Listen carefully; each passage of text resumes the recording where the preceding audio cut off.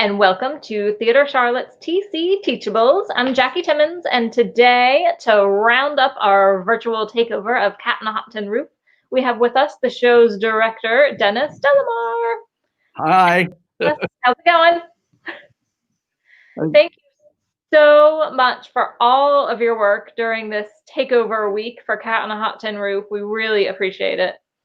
Well, you're welcome. It was my honor to do that. Good. It's been fun to get to actually see that cast do some stuff and talk to the production team. And so there's a video coming out Friday that people will get the link to if they donated money or that they got tickets to the show, but then they gave the money back to the theater. They didn't ask for a refund, and they get to watch this video. Yep, exactly. That link will go out to all those people on Friday, and there's still time to donate for that. Anytime if you donate, there's always time to donate. Always time to donate. Yeah.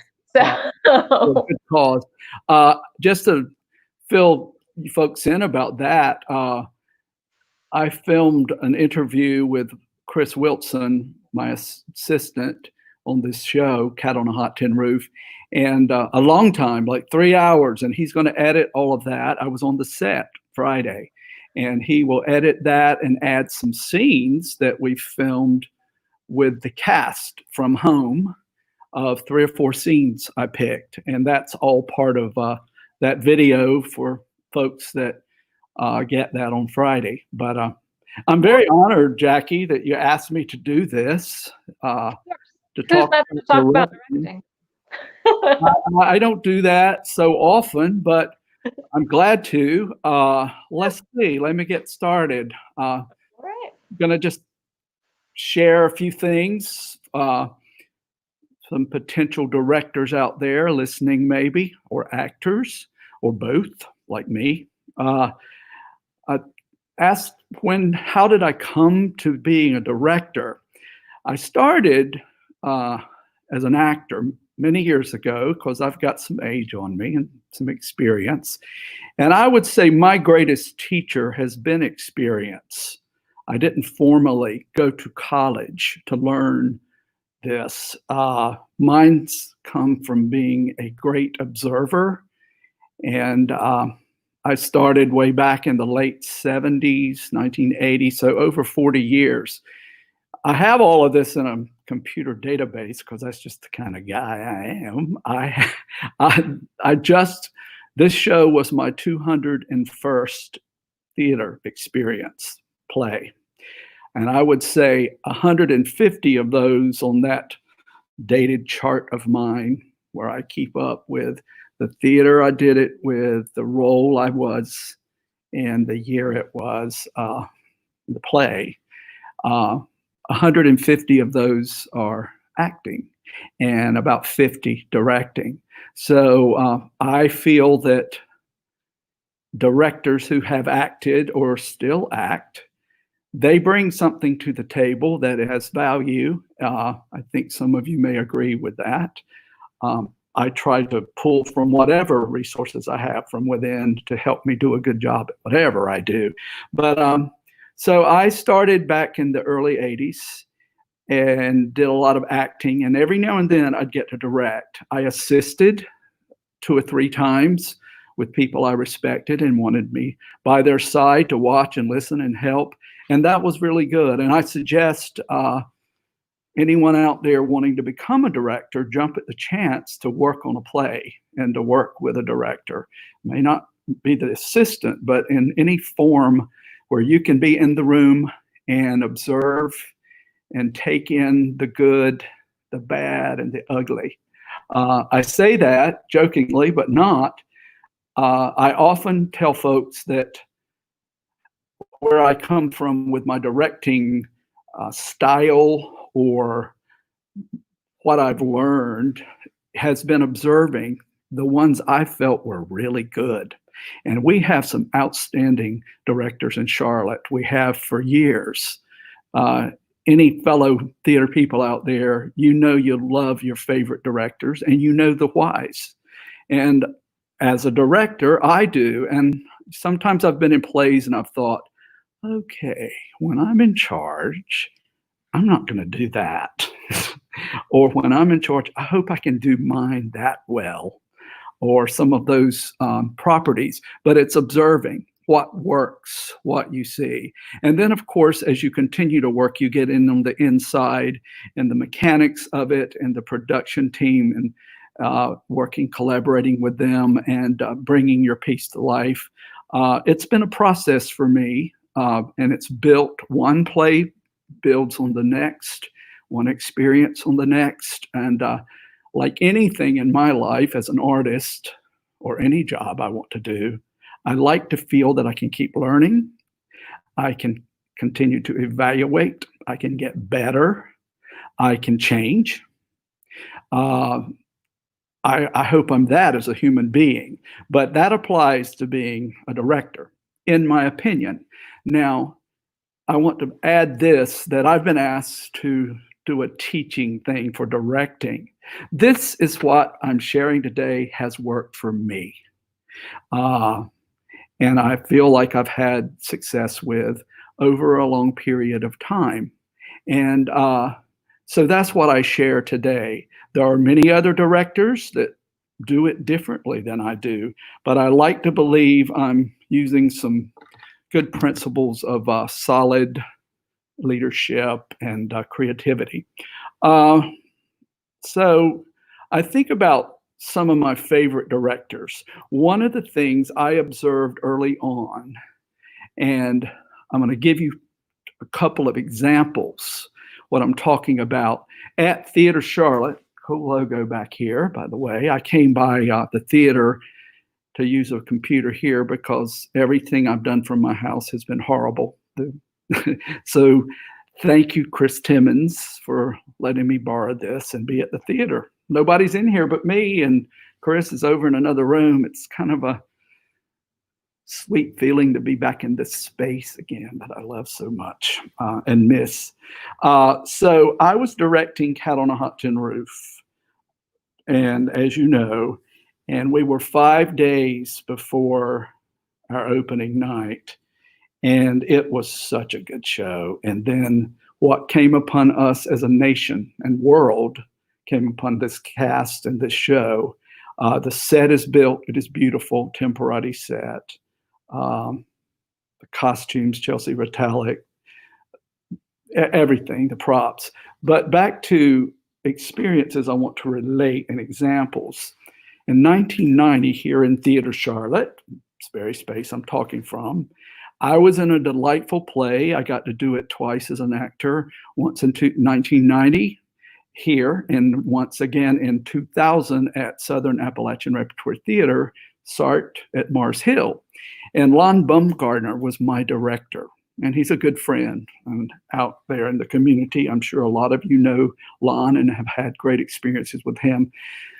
But The Boys Next Door was the play, and it's a charming comedy, but it has a lot of heart, and it introduces to you in a very comical and touching way a group of challenged young men in their 20s and 30s, or whatever age they could be, and a couple of lady characters too.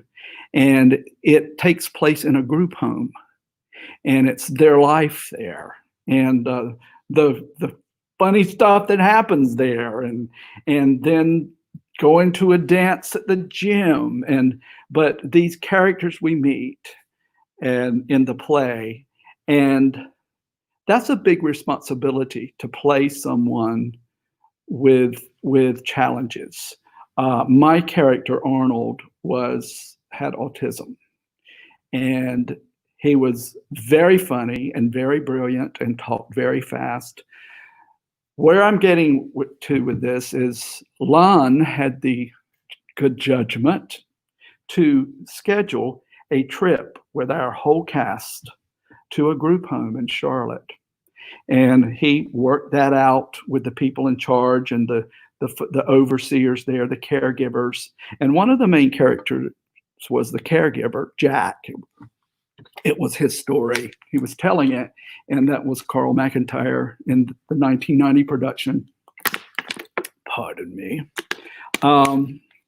So we all went on a field trip, you might say, one whole rehearsal night to meet these young men. One was a schizophrenic, autistic, a couple that was a Down syndrome young man. But this group, they were wonderful. And they were so excited. They cleaned their rooms.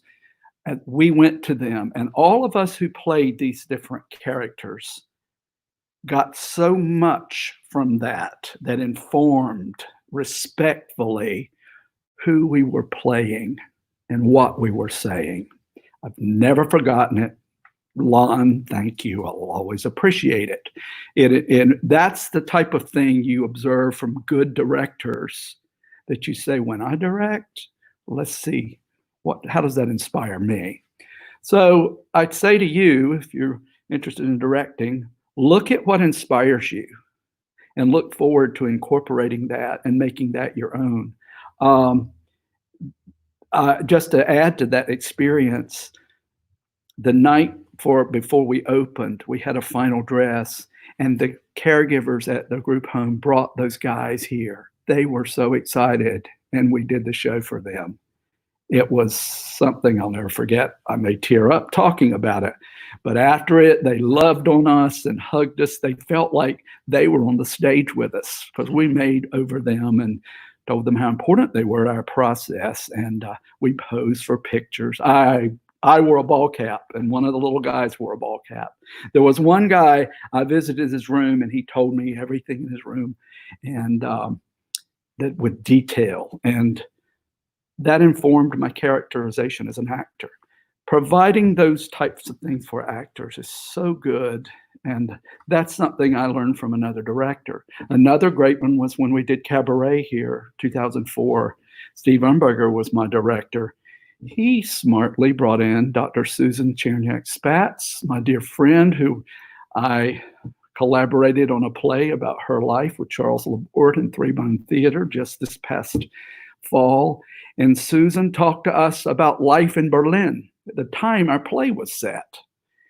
And the reality that she experienced and the things she informed us, and about being Jewish and about the onslaught of Hitler and the Nazis taking over gradually, just like that comes out in the play, it really added a layer of authenticity.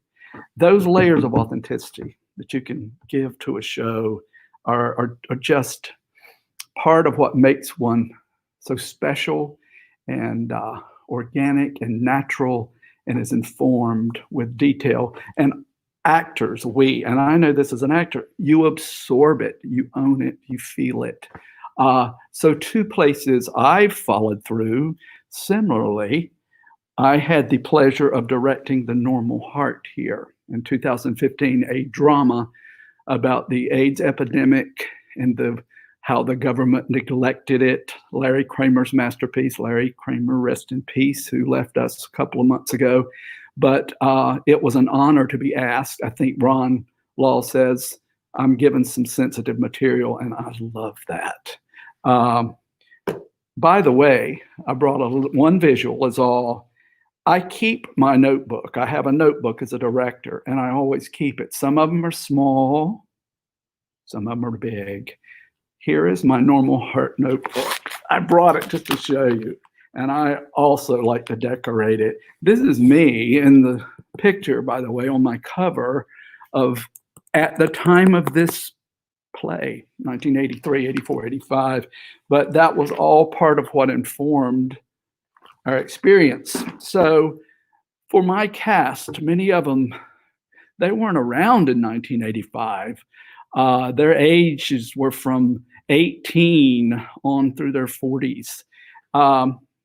I had a special night of informing, you might say, or an experience.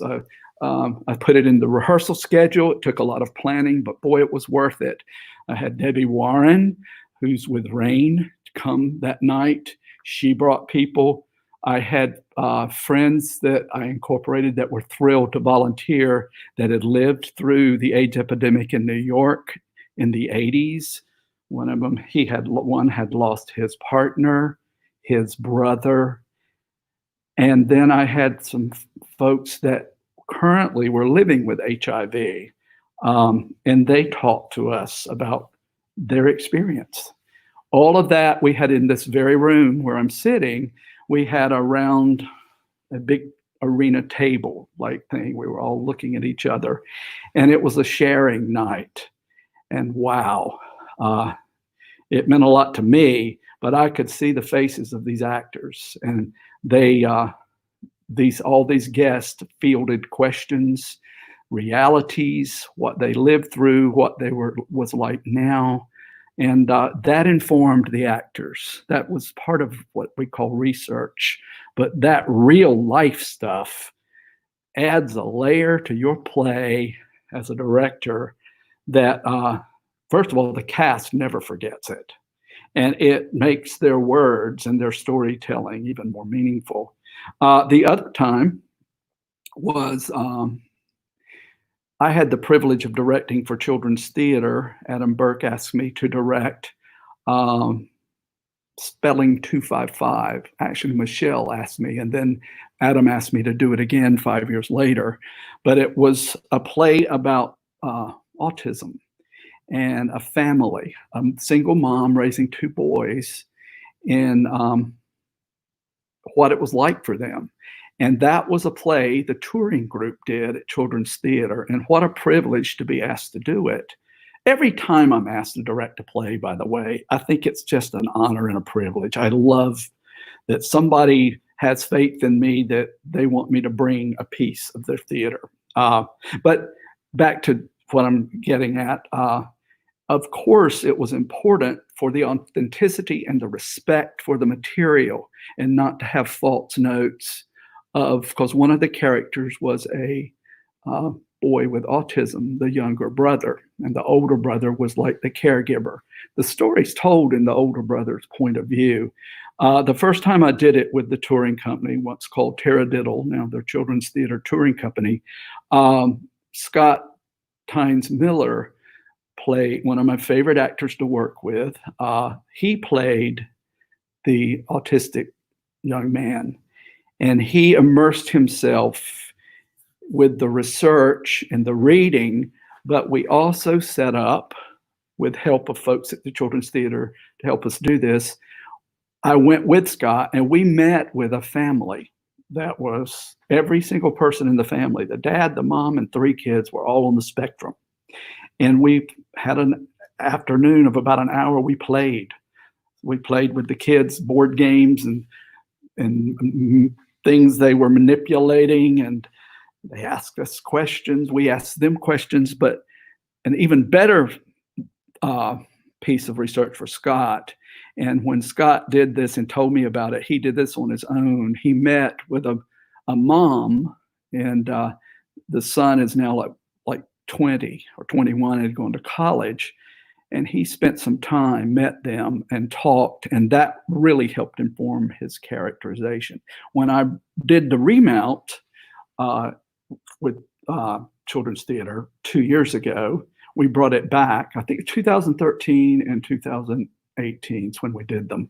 I invited that mom and her son, who had aged 5 years, and they visited the cast. That was priceless. All of the 4 characters on the touring company would say that meant the world to them.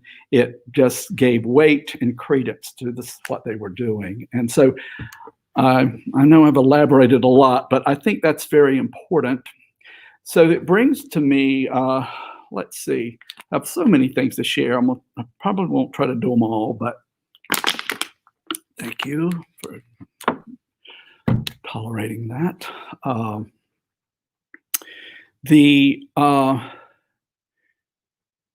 As I say, I like to act and direct. I juggle them. Kind of makes me whole, getting to do both. I'm often asked, which do you like better? I love them both. They have different satisfactions for me, but it's all part of me being well-rounded as an artist. Because of that, I have in my position right now, I don't make a full living as a director.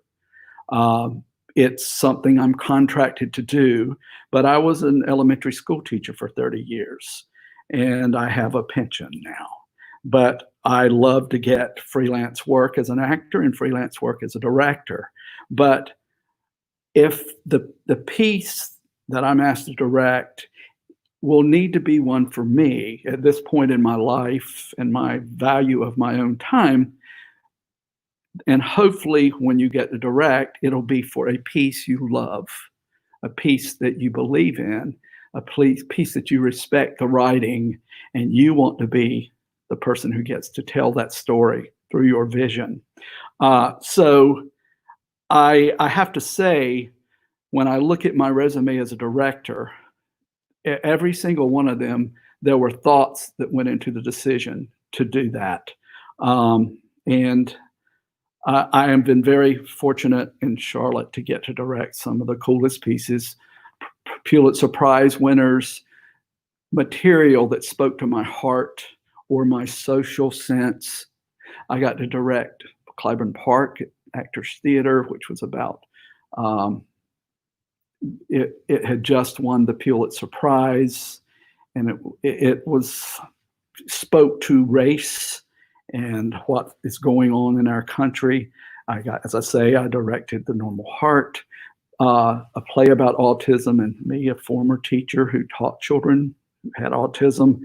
So it's really cool when that happens. I also love comedies, and I also love musicals. So there's a variety of things that go into my decision to direct a show.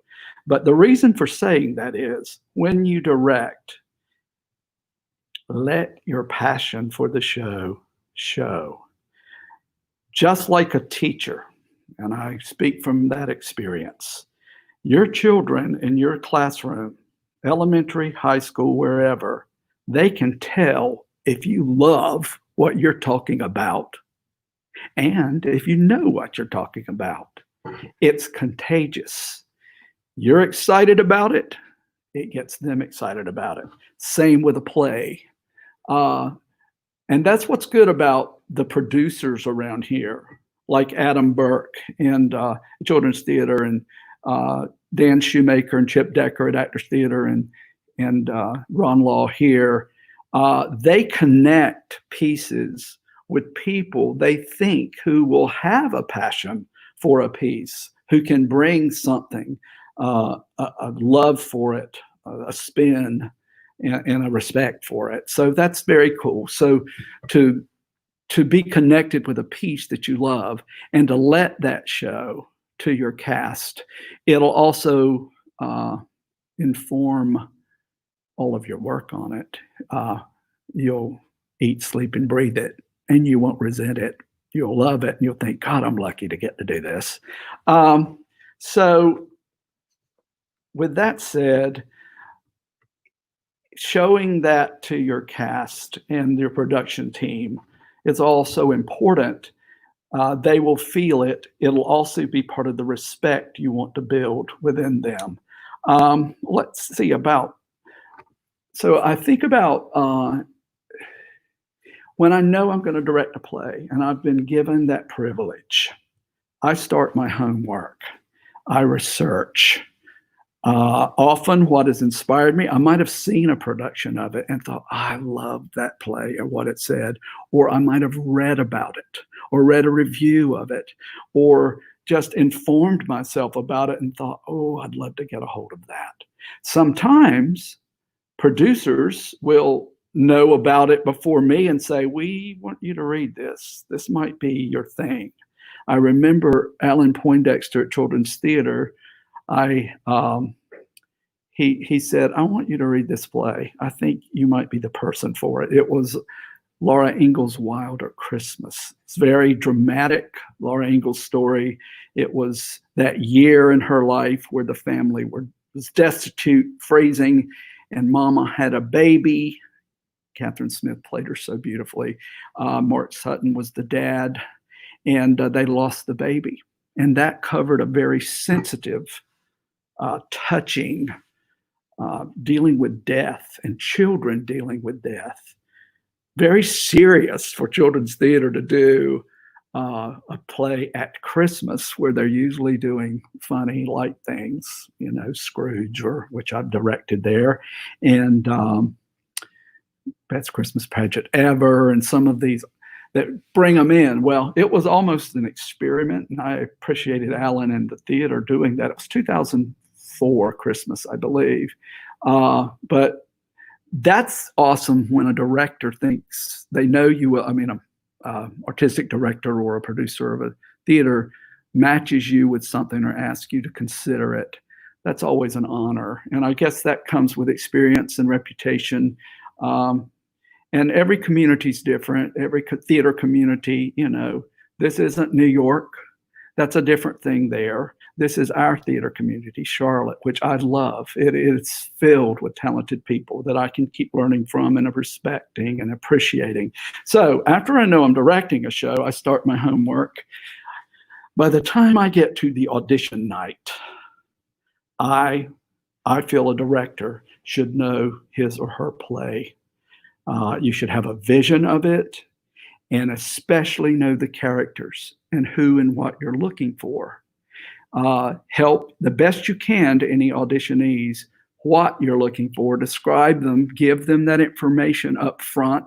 That's where I come in to say I'm an actor also. I appreciate all of those tips as an actor, and I will always have in my mind respect for an actor that I want. That golden rule applies everywhere. It applies here. How would I want to be treated at an audition? Feel stupid? No.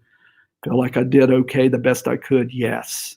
But I always am honored that anybody came to my audition and showed up. And I say, I don't mind using that word. It was a privilege to get to hear you read this. And often I use that expression when I share the sad news that I'm not using somebody. But know your material, know your play, do your research. You need to know all of that before you meet with your production team, your creative team, and they are so important. They are your collaborators. The set designer, for instance, for Temporati designed my Spelling 255 set, one that had to be mobile and had to be attractive and catch the eyes of kids. And that show was seen by 90,000 people, 90,000 children that year. They toured that. Both times. So what is that? 180,000 kids saw Spelling 255. And, but Tim did that set and we collaborated beautifully. I love for any designer to feel the freedom to be creative, and the good ones, and I work with good ones, they do their homework. They do their research. You kind of expect them to, and they want to. So they will come to the table and not say, tell me what. Hopefully they've done their homework, and then I get to watch and listen and then contribute. But I know my piece, and I'm going to need something here because I have a scene that this happens in, and together we finally iron out what works for both of us. But Tim sat in there in the theater for Cat on Hot Tin Roof. It was so beautiful. We met. I like to meet with designers. We hear each other. It's really important for a director to listen to everybody, listen to directors, heads of your departments, your creative team, but also to the cast, actors, listen, and also have that communication thing going on all the time, right up to opening night. So being prepared, doing your research, so you know the show, so you find the right cast, the best cast. I always honor the thing about going into my decision to want to do a play. One of the first things, main things, is the writing itself. The playwright, Tennessee Williams, I love him. I've done his shows. Streetcar, one of my favorite experiences. John Woodson directed me in Ohio in that, and Cat on a Hot Tin Roof. I'd done it twice already. So I had a passion for this show, and I had stories of my big daddy when I did it in Sark. All of these things you bring to the table, and your passion shows for it. But the show that you're doing, but knowing the show and its possibilities, but loving the writing. We can usually tell when there's some darn good writing. Well, we can. And you can't mess with a Pulitzer Prize winner. And the Cat was one. Actors Theaters let me do several Pulitzer Prize winners, and such a privilege. I enjoy digging into it with the actors. And so talking about research a minute, once you get your cast, I'm talking a mile a minute, so I get dry. Once you get your cast and you've met with your designers, you have, as a director, and you should have, an overall vision of the show, because you're going to be telling a story. You should let your desire to tell a story be part of what is on display at all times. But telling the story the best you can for the audience is very important. Back to research, though. Actors, analyzing the text, the word of the playwright is sacred, in my opinion. And that's where the answers to most of the questions are when you're helping actors figure it out. Now, one of the things I like, part of when I choose a cast, several things go into why these people got to be it. One of them is, are they going to mesh like a family and be pleasant to work with? Are they going to be good listeners, team players, all of that? And that comes with your reputation if you're an actor. Word gets around about you if you have had some hissy fits, you might say, or difficult in the dressing room, or this or that. That stuff gets around. So I suggest to any younger people out there, actors, directors, but actors too, your reputation, you build it one show at a time.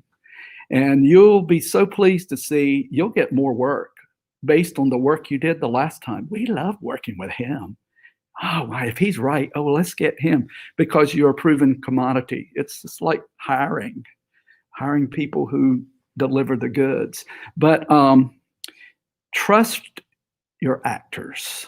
You've cast them and you've looked for those qualities, but encourage them to do their work, their homework. And what a joy it is to see your actors. They dig and respect it. Ask them questions, have time where you can talk, listen to them, what they found. I love finding clues in the text. One of my favorite things to encourage actors to do, and I do as an actor, I look at what is said. Let's say that I'm the character. I'm trying to decide who he is, what he's about, what are his motivations, why he's doing things, what is his truth. You can often find it in what other characters in the play and in the writing say about him or her. Some characters are talked about 30 or 40 pages before you see them. You've got to look at those clues. That will help you form who you are and understanding who you are. I research a play. I read reviews of plays. I look at when it was originally done. I read about different productions. I look at pictures, all kinds of challenges I've had, plays that have never been produced, brand new. It's all from scratch. That's so fun. Plays that I've seen before. It's fun to remember how you felt. So important to help your cast bring how it makes the audience feel. So turning over research to your cast and expecting them and then listening together, it's just enjoyable, the table talk you do preparing before you put it on its feet. Also, some of that comes as you're working because questions come up. Be a good listener as director. Also maintain your vision. Have the confidence that you know when you're directing that you see it and you see it a way. Be open to things people share with you. They'll know you have a vision and they'll want to pretty much please you. to make sure they'll be on the same page. But be open if there's something that they want to try. Let them try something. And sometimes humans are creative, and collaborating with your actors and seeing what they can bring fresh is delightful, along with your fabulous blocking and whatever that you're bringing. So listening to your actors, listening to your production team, your designers, because what they are helping you with is a wholeness, the feel, the mood. You as a director is responsible for what the audience sees and hears. That brings me to some of the things as a director I look for in the process, and I'm a stickler on, and I will bust chops of my cast with kindness and love, but pace and diction and volume. These are technical things that it is your eye as a director. They can't hear always. They're doing their best, but you have to push them to do better and hold them to it.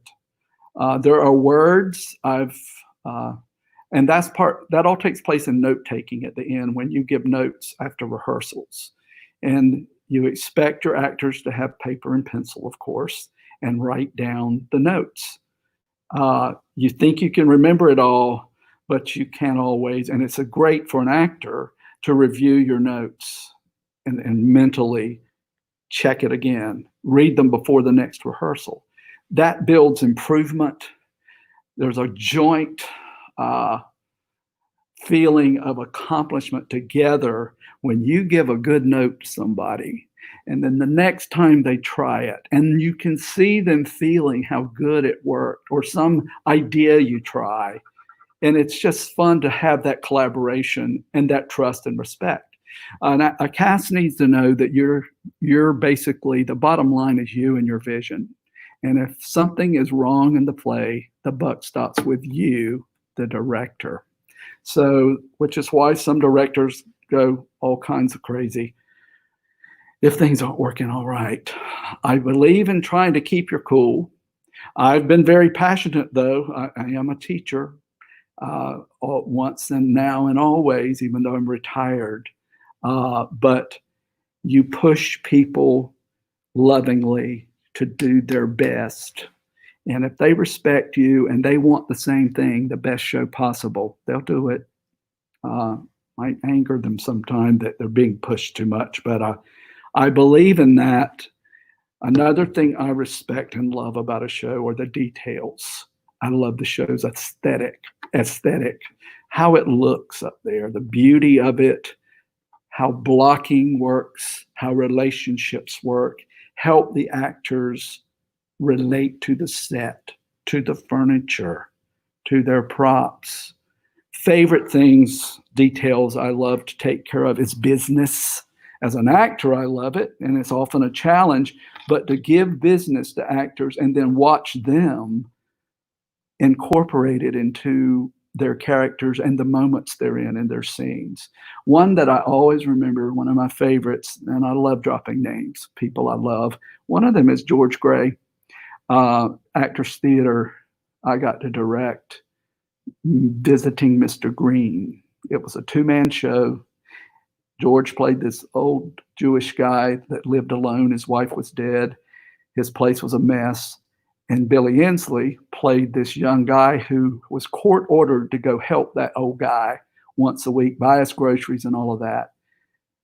It was a delightful comedy. I just loved it. And those two gentlemen did a beautiful job. George got a Best Actor award that year for it. But one of the things that Billy's character would bring to George was food, was soup. And my awesome production team, props, would have fresh, hot chicken noodle soup. And I love, as a director, a detail, if the audience smells what we're smelling, foods, odors. But at that small space at Duke Power, George would specifically not eat dinner, and that soup would be given to him, and it was all part of the business. Have it in a container, pour it out, and he would eat, and they would talk, and it was natural. It was organic. It was business. The audience smelled the soup. It's crackers. That stuff is priceless in a play, and that's the type of things I love to make sure and work on that's there, and enjoy seeing actors own it. And it's not contrived, it is real. And reality is something in the moment that I encourage actors to achieve. I love getting the story told. I love the pacing, transitions. All shows, plays and musicals, but man, a musical has to have a smooth, quick transition.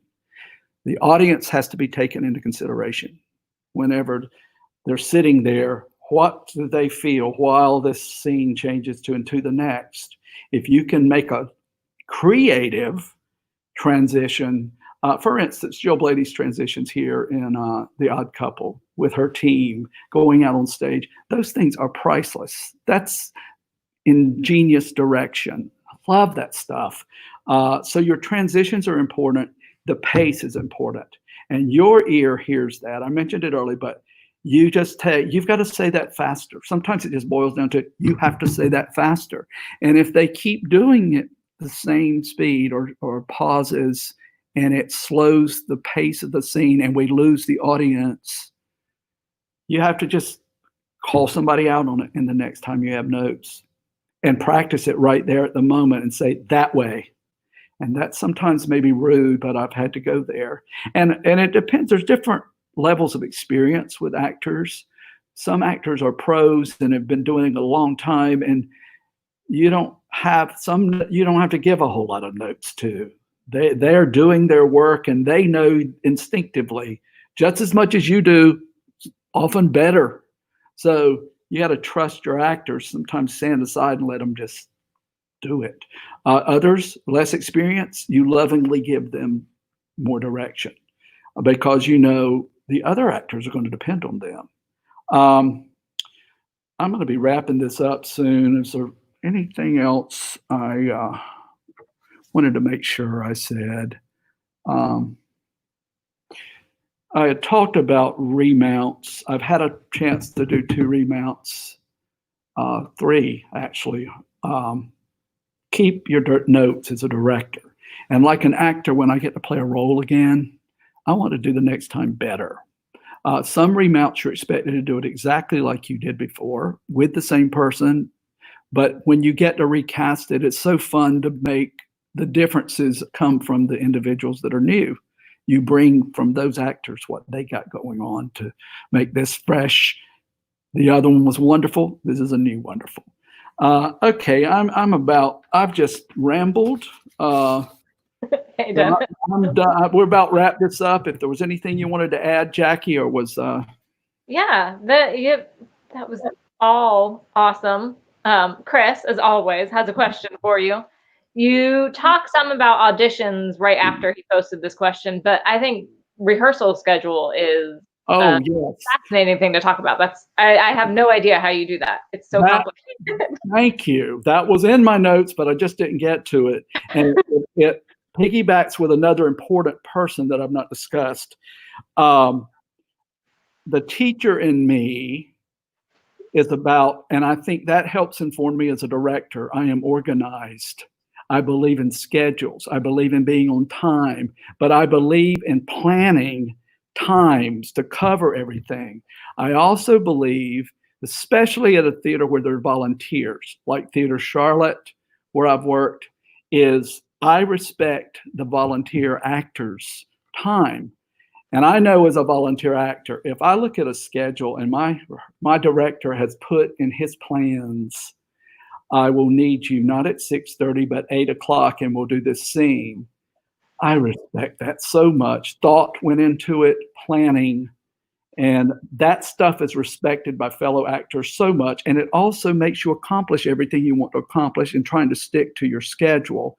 Some of you have been called at the beginning, and you finally get to go on to do your thing at 9:45. To me, that's just not good planning. And that's one of those don't lists when I was watching other directors saying, when I do this anyway. But the other person involved with that to help you keep it going is your stage manager. I didn't mention it is so important to have a relationship. Hey, Kitty.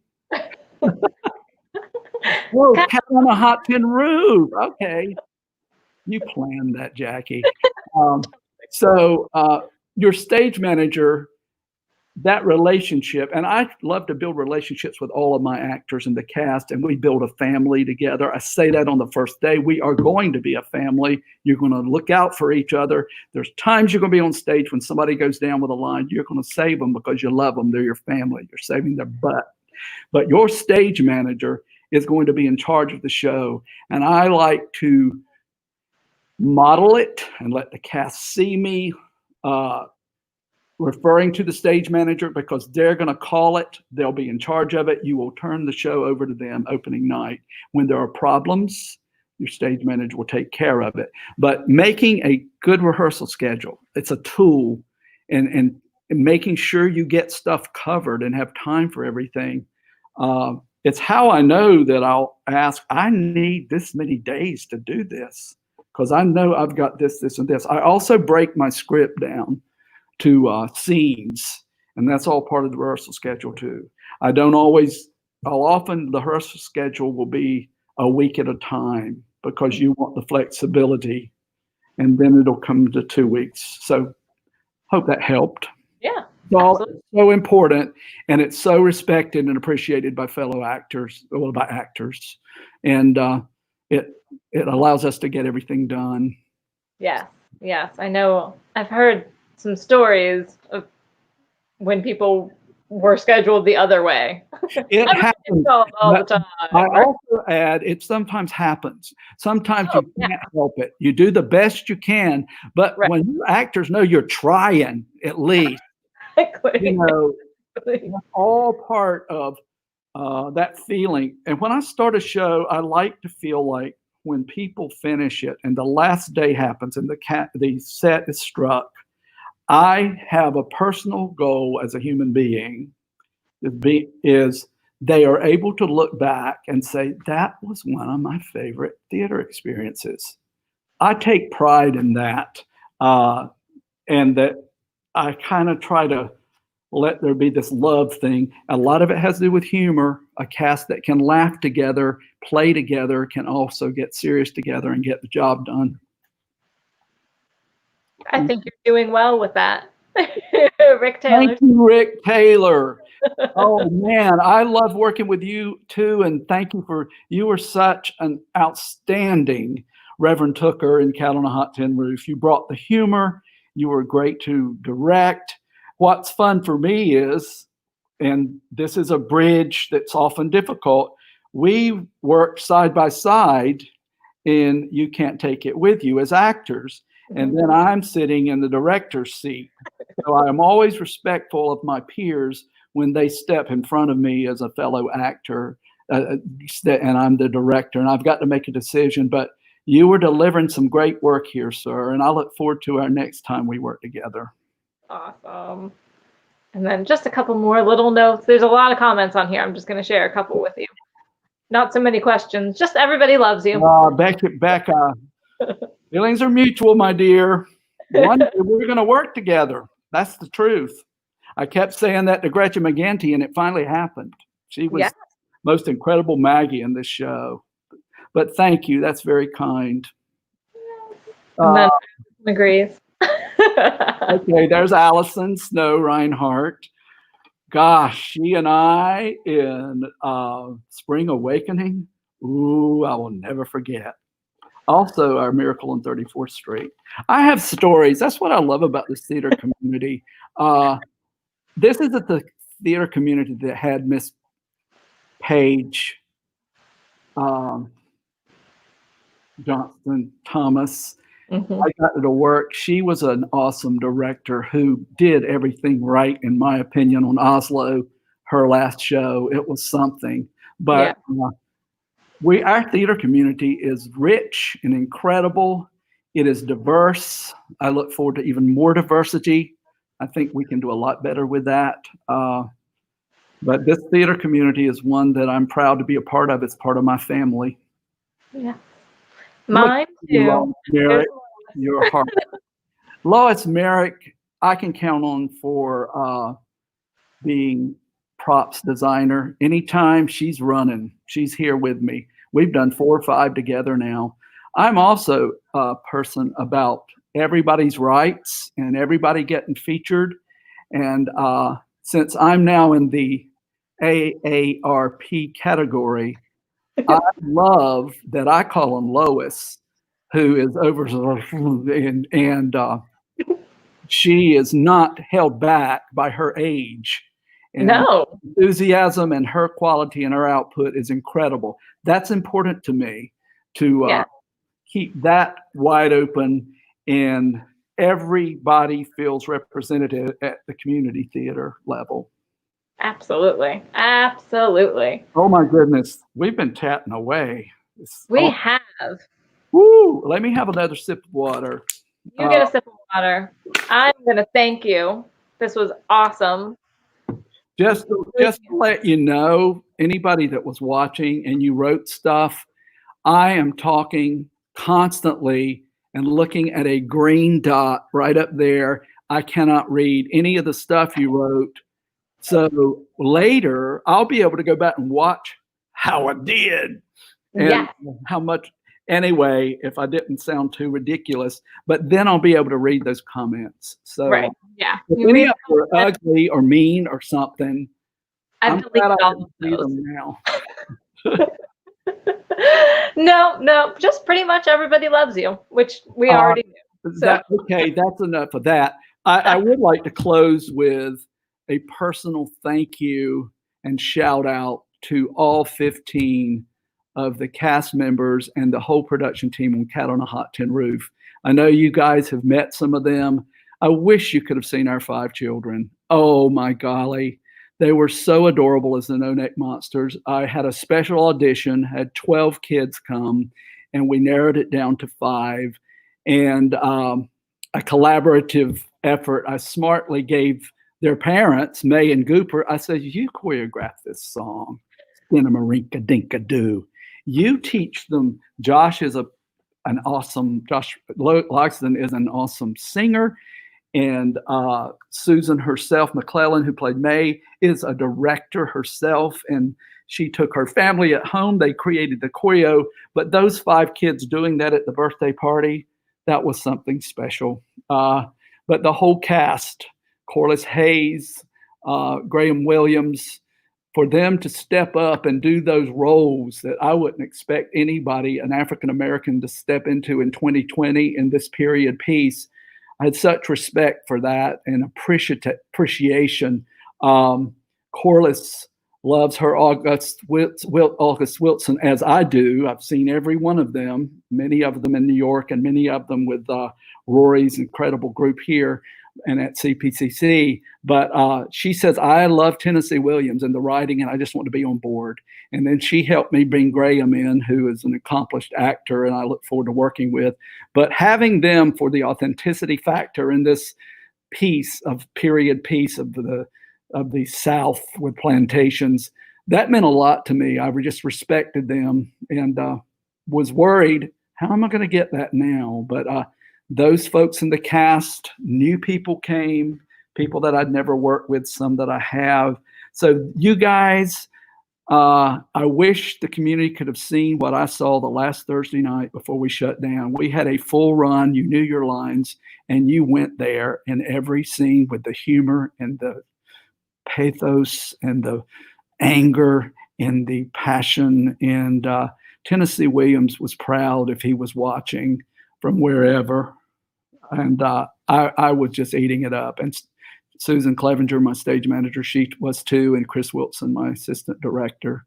So anyway, thank you. I love being a part of this community and this theater. And I'm going to sign off, kids. I'm getting a little dry.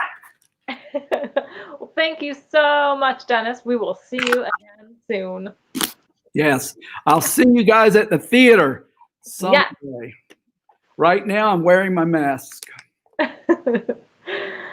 Awesome. Well, thank you all for tuning in to TC Teachables. Again, Dennis will be checking out this post later, so if you have any additional questions for him, feel free to ask. And we will see you all tomorrow night for our Isolation Radio Hour.